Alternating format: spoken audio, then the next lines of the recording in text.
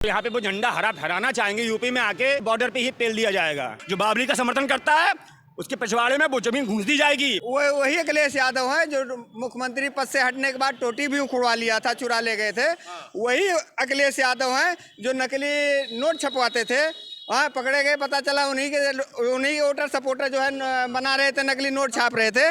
हाँ, तो मैं ये बोलना चाहता हूँ वही अखिलेश यादव नहीं है वो, क्योंकि जहाँ तक मुलायम सिंह ने बोला था मैं मुल्ला मुलायम हूँ। अकबरुद्दीन ओवैसी चैलेंज कर रहे हैं कि हम उत्तर प्रदेश आएंगे, झंडा गाड़ेंगे। महाराष्ट्र में गाड़ दिया, अगली बारी उत्तर प्रदेश की।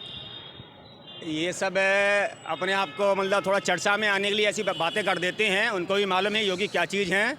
क्योंकि यहाँ के जो अपराधी हैं वही कांपते हैं, वही यहाँ से भागते हैं, या वो ये शहर छोड़ के यूपी छोड़ के भागते हैं, या फिर ये दुनिया ही से भाग जाते हैं अगर मानेंगे नहीं तो वो ये हवाई बातें कर रहे हैं। योगी जी की जरूरत ही नहीं पड़ेगी।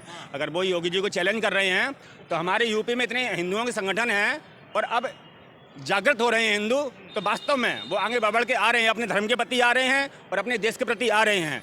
अगर इस प्रकार की कुछ बात होती है और यहाँ पे वो झंडा हरा फहराना चाहेंगे यूपी में आके, तो उनको वो ब्लैक कर दिया, उनका झंडा ब्लैक कर दिया जाएगा। वो यहाँ पे नहीं, वो बातें उनकी हवाबाई हैं, उनको बॉर्डर पे ही पेल दिया जाएगा। हाँ, यूपी के बॉर्डर पे पेल दिया जाएगा। हाँ, यूपी के बॉर्डर पे ही पेल दिया जाएगा। वो यहाँ पे नहीं आ पाएंगे। उनको मालूम है कि अब किसके नाम पे बोलें, मोदी के नाम पे बोलें या योगी के नाम पे बोलें, चर्चा तभी मिल पाएगी। वे साले गीदड़ आदमी हैं, वो भीड़ में ही भपकी दिखाएंगे। वो नहीं, उनकी हिम्मत नहीं है वो शेर के सामने आ पाए। पहली बात तो ये है कि छोटा सा पॉइंट हटाइए, योगी जी की कहाँ तुलना कर रहे हो के भट्टे से, जो 15 मिनट का टाइम मांगता था। का भट्टा है, उसका भाई का भट्टा है। वो इसलिए नहीं बोला जाता है कि चलो इस बहाने कुछ बढ़ जाएगी, तभी सत्ता मिल पाएगी, तभी देश के प्रति काम हो पाएगा, धर्म के प्रति काम हो पाएगा, देश तरक्की कर पाएगा। इसलिए ओबीसी से कुछ बोला नहीं जाता है। अब कभी ओवर होगा तो उसका भी नियंत्रण होगा। कब हो पाएगा? जब हमारी ये मुख्यमंत्री जी हैं, योगी जी हैं, वो प्रधानमंत्री बन जाएंगे ना, तो ऐसे जो छोटे मोटे जो उतरा रहे हैं, जो इस प्रकार की बातें करते हैं, तो उनका इलाज हो जाएगा, उनका पुख्ता इलाज हो जाएगा।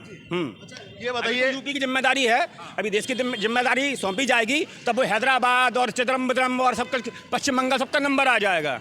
हाँ, बताइए। जैसे अभी पंडित जी कह रहे थे कि योगी आदित्यनाथ अगर हैदराबाद भी जाएं तो ओवैसी भी जय श्री राम बोल देंगे। क्यों नहीं? अरे वो तो पूरे हिंदुस्तान तो हमारे बाप का है ना भाई। हिंदुस्तान तो सनातनियों का है, संतों का है? तो वो तो पूरे देश में घूमेंगे, और जहाँ पे घूमेंगे भगवा झंडा लेके ही घूमेंगे।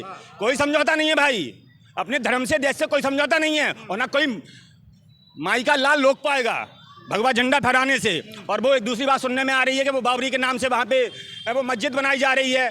तो जो मस्जिद, उनको तो पहले शुक्रिया अदा करना चाहिए कोर्ट का शुक्रिया अदा करना चाहिए कि ये राम मंदिर के बदले में उनको ज़मीन मिल गई है।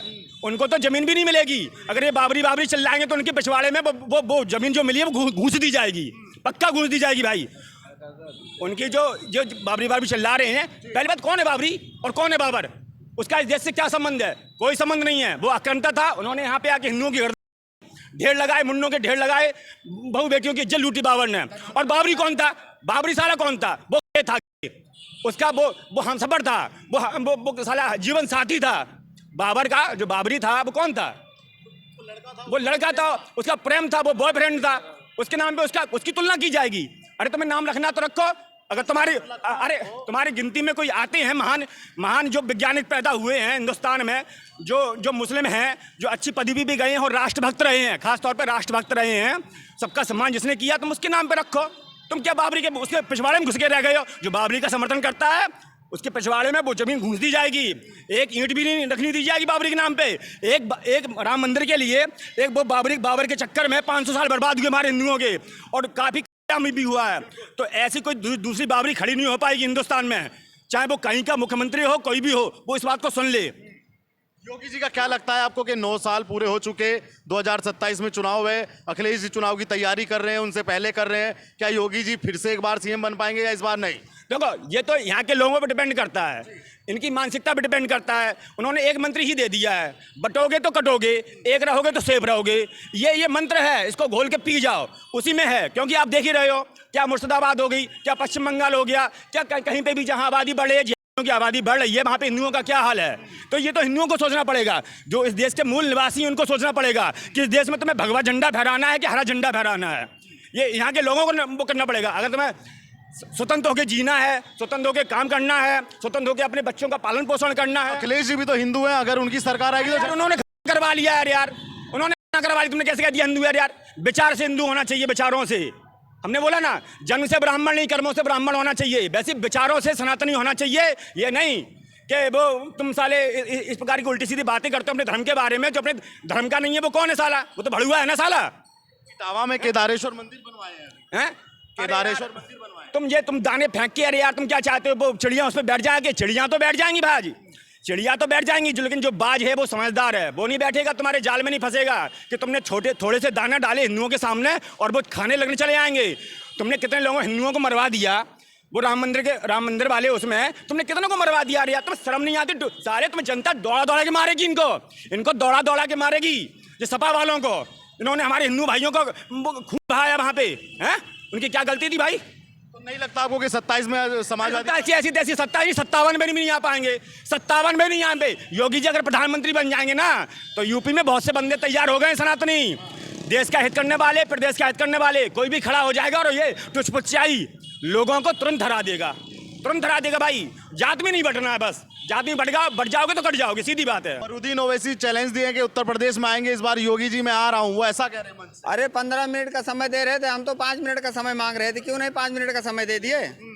और चैलेंज देने की बात है, वो बाबा जी से चैलेंज, बाबा जी क्या कहते हैं, चैलेंज जिसका राम जिसके राजा हैं उत्तर प्रदेश के, उसके मंत्री हैं बाबा योगी आदित्यनाथ।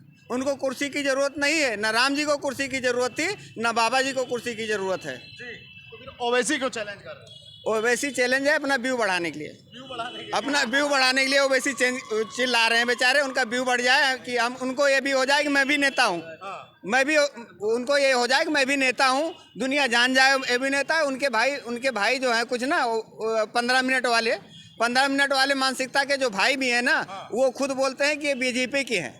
वो खुद बोलते हैं कि हाँ बीजेपी के सपोर्टर है ओवैसी साहब, जाते हैं जहाँ वहाँ पे बीजेपी जीत जाती है। ठीक है, तो उनका कोई अस्तित्व नहीं है, सिर्फ वो अपना व्यू बढ़ा रहे हैं। ऐसा बोल रहे हैं अगर, तो वो अपना व्यू बढ़ा रहे हैं बस। 9 साल के बारे में क्या कहेंगे? 9 साल बीत गए, अब नोएडा से अखिलेश जी तैयारी करने वाले हैं, अखिलेश जी तैयारी करेंगे नोएडा से। तो क्या लग रहा है, पहली रैली मार्च में होनी है, 28 मार्च को नोएडा से होनी है। नोएडा में उनका एक बाल भी नहीं उखाड़ पाएंगे बाबा जी का। नोएडा में हमेशा से सरकार बनी है बीजेपी की, बनती रहेगी, बम्पर वोटों से बनी है, बम्पर वोटों से बनेगी। लेकिन जब अखिलेश जी 2012 में सीएम बने थे तो नोएडा से ही प्रचार शुरू किए थे।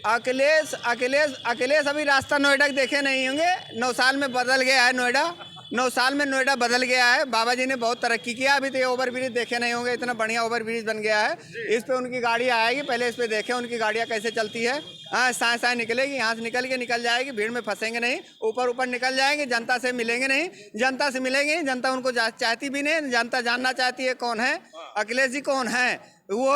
उन्हीं, मैं जहाँ तक मेरी जान पहचान है, जहाँ तक मेरी जानकारी है, वो वही मुलायम सिंह के लड़के हैं, वो वही मुलायम सिंह के लड़के हैं जिसको धक्का दे के कुर्सी ले लिया था।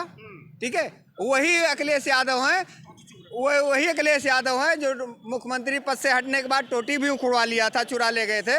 वही अखिलेश यादव हैं जो नकली नोट छपवाते थे, हाँ पकड़े गए, पता चला उन्हीं वोटर सपोर्टर जो है बना रहे थे, नकली नोट छाप रहे थे।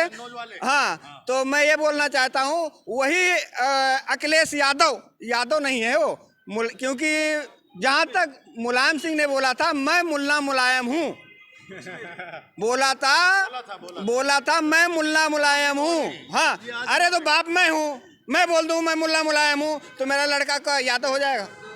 वो मुल्ला मुलायम हूँ तो मुल्ला मुलायम ही रहे। 27 में क्या लगता है आपको? 27 में डंका बजेगा बाबा का डंका बजेगा 27 में। हम सभी सनातनी इकट्ठा हैं, हम जातियों नहीं बटेंगे। और बाबा जी मेन हमारी वो है मोदी जी से, ये यूजीसी जो अपना है अपने पास रखो, और कुर्सी नहीं संभलती है तो कुर्सी छोड़ दो, बाबा जी को दे दो कुर्सी। मैं आपके हाथ जोड़ता हूँ, पाँव पड़ता हूँ, आप मेरे सराहनीय हैं, सब कुछ है मेरे, लेकिन ये बिल्कुल हमें पसंद नहीं है। ये विभाजन का समय नहीं। ये जनता का बात नहीं है। ये विभाजन मत करिए आप, ये देश की बात है। विभाजन नहीं करना है हमको। जब भी लड़ा है, जिसको आप विभाजन कर रहे हो, जब भी लड़ा है तब भी एक क्षत्रिय लड़ा है मैदान में। माताओं ने अपनी रक्षा के लिए 12-12 साल के बच्चों को तिलक लगा के मैदान में भेज देती थी लड़ने के लिए, अपनी रक्षा के लिए। और राजा महाराजा जो थे, क्षत्रिय थे, वो अपनी माता और बेटियों को सुरक्षित रखने के लिए निकाल ली थी और मैदान में उतर गए थे। तो मैं ये बोलना चाहता हूँ मोदी जी से, वो चीज़ दोबारा मत दोहराओ, वो चीज़ दोबारा लड़ाओ मत, वो चीज़ दोबारा मत दोहराओ। ऐसा दिन नहीं आना चाहिए, अभी ऐसा समय नहीं है। तो आपको नहीं लगता कि 27 में भी अखिलेश जी योगी आदित्यनाथ को रिप्लेस कर पाएंगे? ना, बिल्कुल नहीं कर पाएंगे। लेकिन मैं यही कहूँगा मोदी जी से, मैं मोदी जी से यही करूँगा, हाथ जोड़कर निवेदन है कि आप जातियों में मत बांटिए। जातियों में बांटने को अभी तक और सरकारों ने जातियों में बांटकर क्या कर लिया? आज वो कुर्सी के लिए मर रहे हो, आज वही बेरोजगार हैं, आज वही बेरोजगार का रोना रो रहे हैं, बेरोजगार जनता में फैला रहे हैं, बेरोजगार है, बेरोजगार है, बेरोजगार है। कोई बेरोजगार नहीं है। बेरोजगार यही है जो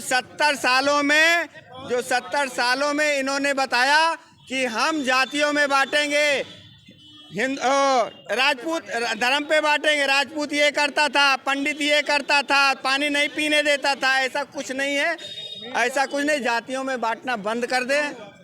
और आज देखो क्या स्थिति है। उनकी कुर्सी चली गई है, उनकी कुर्सी चली गई, कुर्सी के लिए वही रो रहे। उस समय था मैं 1000 की मोबाइल के लिए तरसता था, वो समय था 1000 की मोबाइल के लिए तरसता था, 1000। और आज बीजेपी सरकार और उसके बाद माननीय योगी आदित्यनाथ के